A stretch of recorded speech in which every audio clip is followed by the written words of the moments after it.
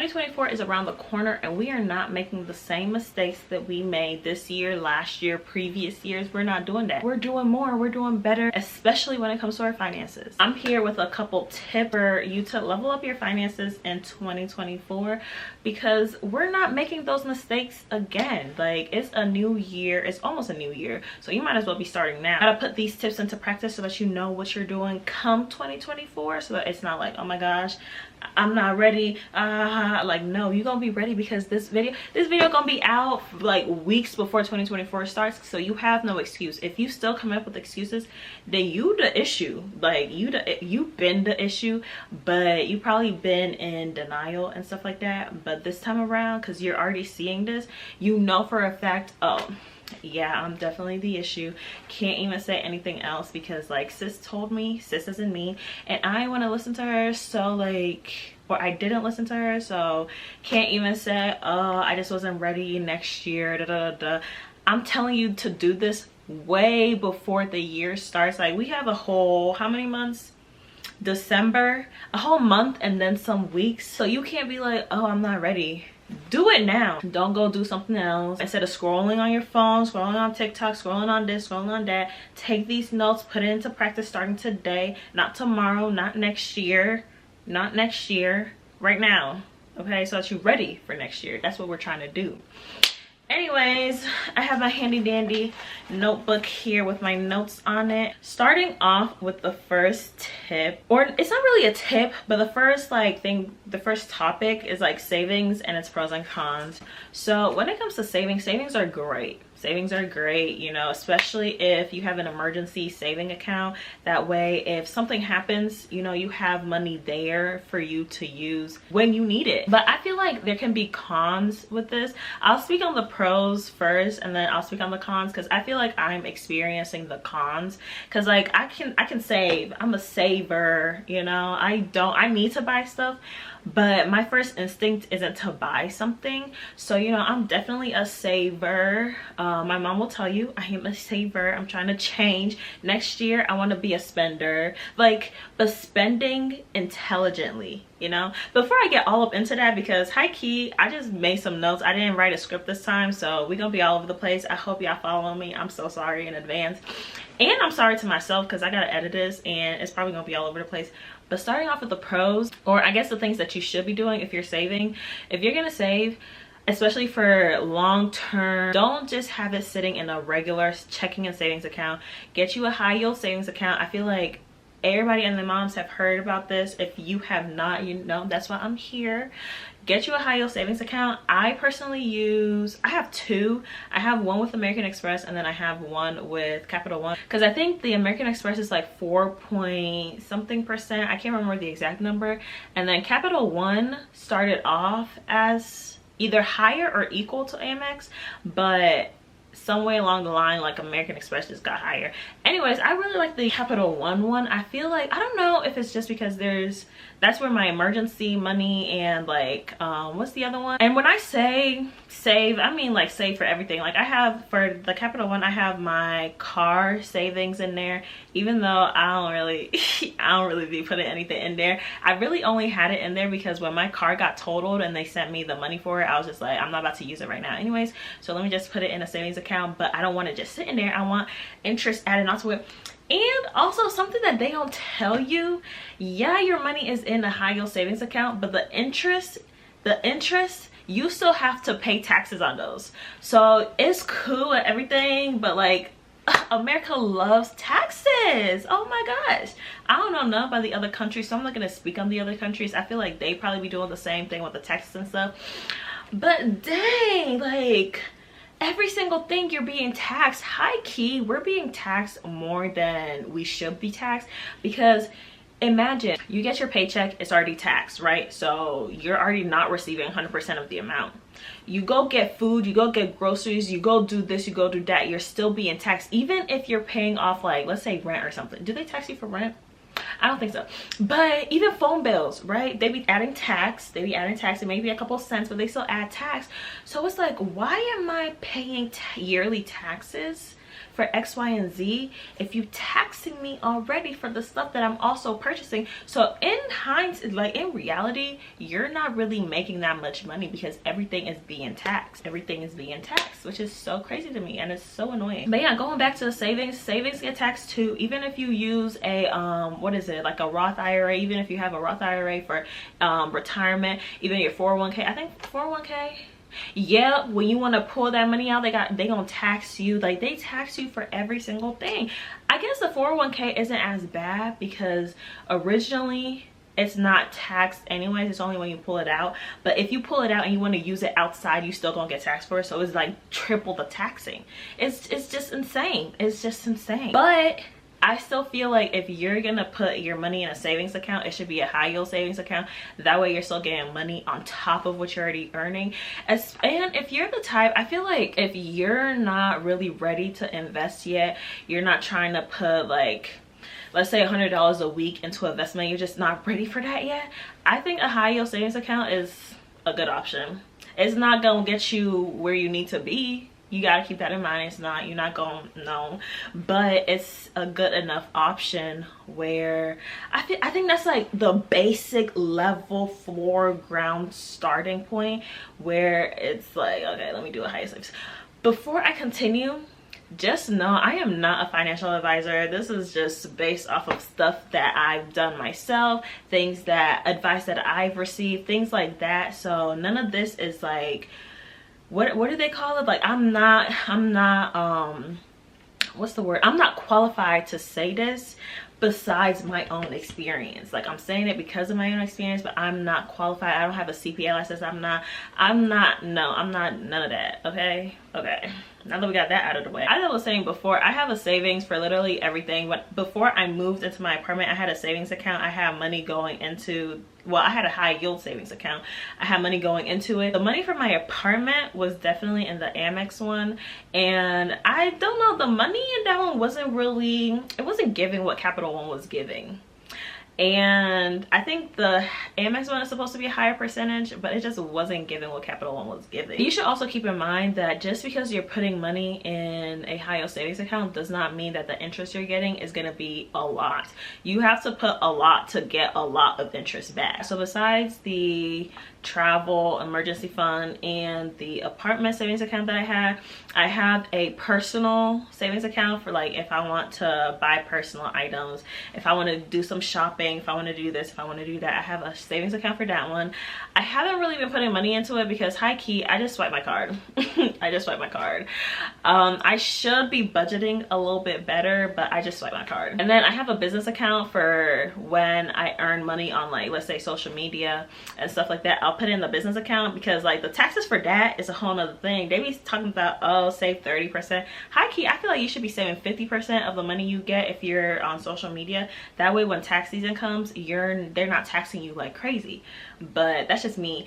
I don't really earn that much, so it just be sitting there in the business account, and I figured if it's just gonna be sitting there, then I might as well have it in a high yield savings account so that I can earn some money on top of it. Even though I have a lot of my money in high yield savings accounts, I do have some of it in a regular savings account. I have with Chase just because like I've been with Chase for a minute. I want the money that I have in that account to be a certain amount all the time, so I just kept a portion in there just for shits and giggles. Outside of the high yield savings account, if you are not investing in your future, I would recommend you start right now. Like, oh honey, the way is, it costs a lot of money, and with inflation going up, it's only going to cost more. By the time we retire, we're gonna be old and wrinkly, and we may even not get to retire. So it's like you should definitely put it in a, like, if you don't have a 401k, definitely try to get one. If your job matches it, that's even better. I don't put more in my 401k than what my job matches, and my job matches it up to, like, let's say 50%, but up to a certain amount. That's all I'm gonna put in there. I'm not gonna put more in there. I've seen a lot of discourse about how like 401k isn't really the best way to invest for the future, so you shouldn't be putting in more than what your job will match. So I would say that, but if your job is not matching anything, I would still say put in like 4 to 6% of your paycheck. I'm gonna repeat myself. I am not a qualified financial expert, so don't be like, oh, but Marcelina, I've been told y'all I'm not qualified. This is just what I personally think you should do. You know, I don't even know your financial situation to be telling you, oh, do this, do that. This is just like, yeah, if you have additional income for a Roth IRA, go ahead and do that. Invest in ETFs. I think if you search ETFs on, like, I have Fidelity, so if you search ETFs on Fidelity, they should pop up and you can invest in whichever one. But I'm gonna have to go back and look and see exactly which ones I have, and then I'll try to remember to put them on the screen. If I don't remember to put them on the screen, just let me know in the comment section and I'll like put it in the comment section or something. If you know you have priorities, and this is something I also had to like come to grasp with, but if you have other priorities, don't focus so much on savings. Yeah, it's important, yeah, it's needed, but you need to eat. And when I say eat, I'm talking about like groceries and stuff like that, not just buying food outside. Like, come on now, you can make the food, but like, you need water, you need to pay your bills, you need to have a roof over your head, you need to have your electricity running. So stuff like that, those types of bills, get those out of the way. If you owe money, if you have debt, get those paid off before you start saving. Honestly, it will feel like so much weight has been lifted off of your shoulders. Can't speak.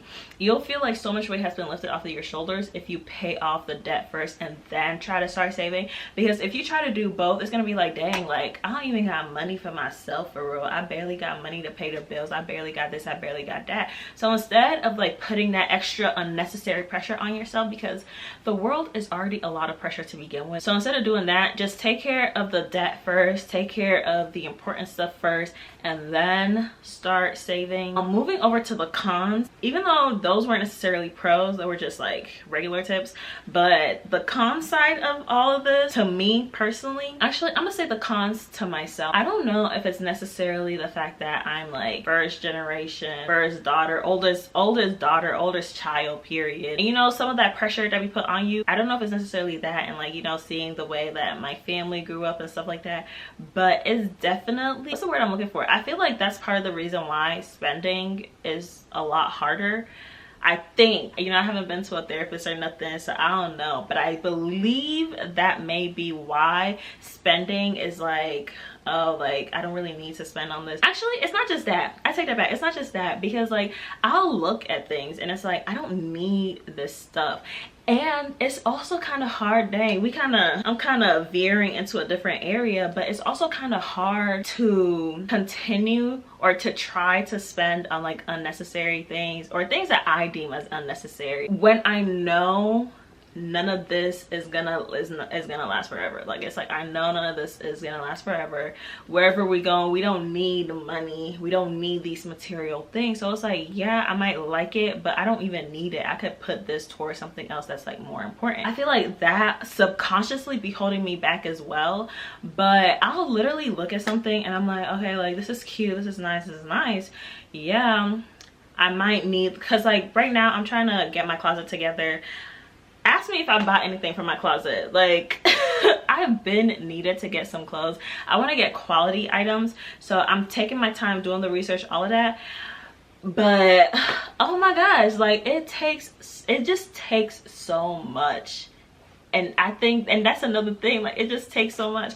This glare is so annoying, but I just feel like it just takes so much to find the right item. And then when I do find it, it's like, but I don't even really need it. Like, it's not, I could find something better. And then I go back into the whole research process and then I don't find anything better.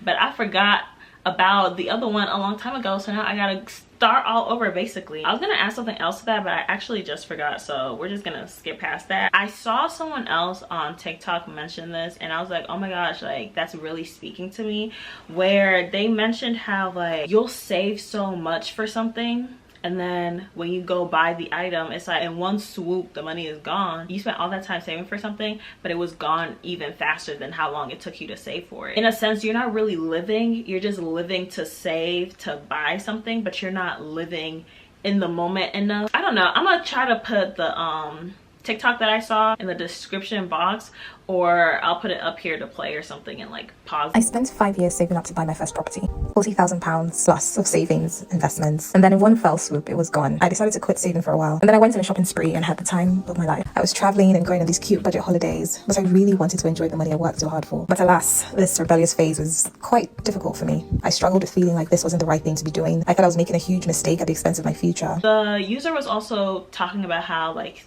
sometimes you'll even feel guilty for spending and stuff like that, and it's like high key knowing that that's what I'm trying to do and then spending money on things that aren't really necessary just because like I just want to have it. You see, whenever people say renting is throwing away money, they think, is it really? Instead of homelessness or punching above your weight by tying yourself to a mortgage, and someone calls that throwing away money. A lot of our 20s is spent in the waiting. You're waiting for the right job, the right partner, the right idea, the right time to buy a home, the right time to move. But you see, life doesn't begin when you want it to. I have the money. I know I have it. Let me just buy it just because. I know I got it. You know, I feel like that excitement lasts longer versus, Okay, but you know, I saved to buy this. I finally have the money. I can finally get it. Okay, I got it. That's nice. and then you move on to the next thing that you got to save for. At the end of the day, life is about finding the balance of things. So that is one of those things, like you just got to find the balance. And I be thinking about it sometimes where I'm like, okay, well, for retirement purposes, all of that is getting taken care of in the back end. I'm still saving for an emergency. I'm doing this, I'm doing that. The money that's left over, instead of putting the extra money in the savings, I could just spend it for real. But it's the spending that the action of spending is what I need to do.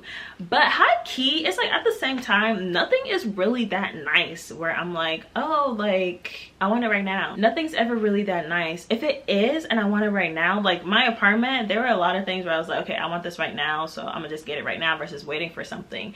So I did. That's different. But just like on a regular basis, like, ooh, I like that, I want it right now. But if you're the opposite, if you're the complete opposite, you can't put your card down, you have your card memorized because you always using it, I would recommend putting the item in your cart, leave it for like a couple days, maybe even a week or two, and see if you even remember or you come back to it and you feel the same way about it. Because that's how I end up not spending the money on things. I don't do it on purpose, it's just a natural thing. I'll put something in my cart.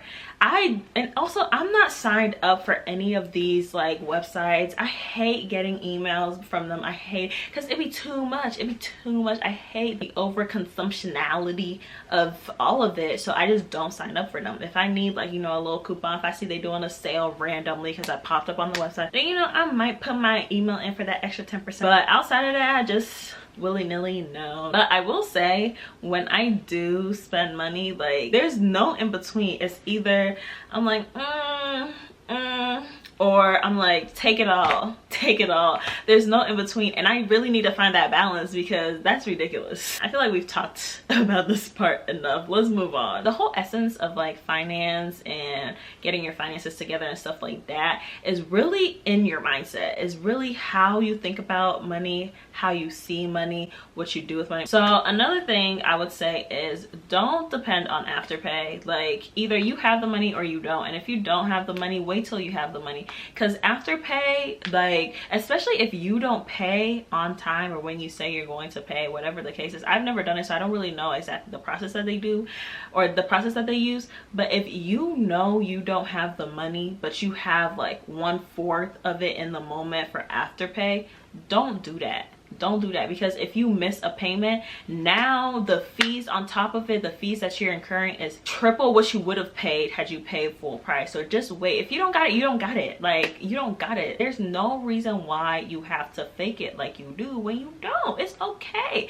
Not everybody got it. The people that are acting like they got it, they are acting. They do not have it either. It's a great example would be like rappers, artists, musicians as a whole. They look like they got it. They're always getting the change. They're doing this, they're doing that. But that's why you'll see them next time. It's like, oh, the police is after them because they was doing X, Y, and Z. Or you'll see them on the news. It's like, oh, they was opening their legs for old guys. Or they were just letting people with money in general, like, do number 2, do number 1 on them, eat it, stuff like that. Like, you don't know what somebody's actually doing behind the scenes to make it seem like they have the money when they really don't. Like, the stuff that they doing, you probably wouldn't even want to do it. So just Stay true to yourself. Be you. Don't look at them and be like, oh, they look like this, they're doing great, they're an artist, I know they got money.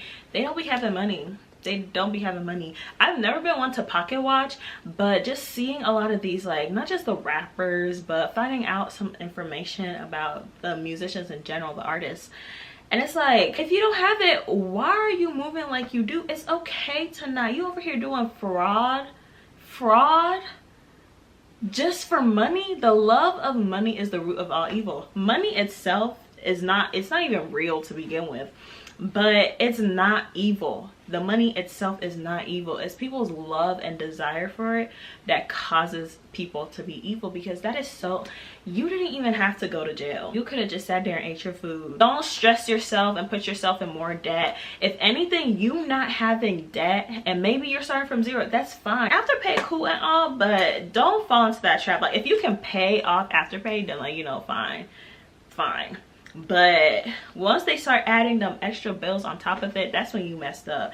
And I think that's another thing, like, people, I don't think people really understand, like, not even just Afterpay, but like credit card use itself. Like, yeah, there's a minimum payment amount that you should pay, but if you're not paying off that whole amount that you use the credit card with, you're just putting yourself in even more debt. If you getting a credit card does not equate to you getting free money, you have to pay that back. You're just borrowing the money. Buy or use credit cards for what you can afford. Don't go thinking, oh, this free money, because ain't nothing in this world free. Ain't nothing in this world free. Freedom not even free. So imagine. I feel like that ate. The next one is to create a budget. Every single dollar that you earn needs to go somewhere. Like, every single dollar that you earn should go somewhere. All you need is your income, like net income, however much you're getting paid, and you need to divvy it up. Like, if you want to write it down, that's fine too. Divide it. This is for this electric bill. This is how much this electric bill is, so that's going to electric.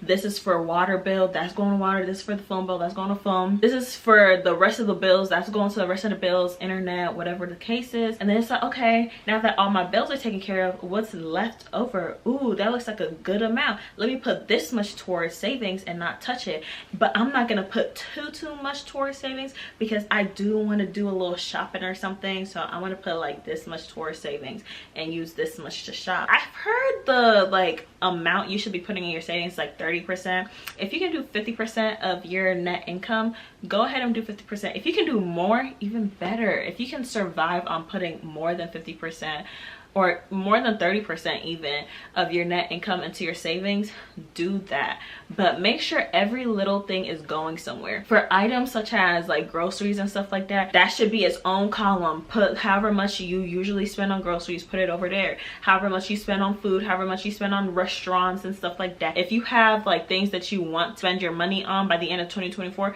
include that into your budget and just save for each paycheck. Then when 2024 comes, it's like, ooh, I was able to do this, I was able to get this, I was able to get this. I saved for it because Marcelina was like, do this, and I did that way back when, before 2024 even started. So when 2024 came, I was ready for that year, especially finance wise. Like, I was ready for it, and it did not eat me up. I stayed within budget. If you spend more than you're anticipating, have a bucket for that. Have a just in case bucket. Just in case I spend a little bit more, I'm gonna take it from here and put it here. That way I don't have to touch my savings, because you should not be touching that savings. You're trying to get more money anyways, so why are you touching the money that you could be getting money on? I think maybe that's another thing, because I see people be like, oh, I have to go into my savings, I have to get this from my savings. I think when people have regular savings accounts too, it's like you're not really seeing the money add up. And so maybe if you do a high yield, then you'll be like, ooh, like, let me earning money over here and I didn't even have to do nothing. Let me try to add more money in. Anyways, I hope you guys enjoyed this video. It was nice to make. If you use some of these tips, let me know in the comment section below and let me know how it goes. If you have any questions, maybe you have like other finance questions, savings questions, or even tips as to how I can get into, you know, spending a little bit more, even if I find it very unnecessary, let me know in the comment section below. And before you even say anything like, oh, you don't need to spend on unnecessary things, I want to, because I need that balance. I either spend nothing or spend spend too much. So put all your tips for especially that one in the comment section, and I'll see you guys in my next video.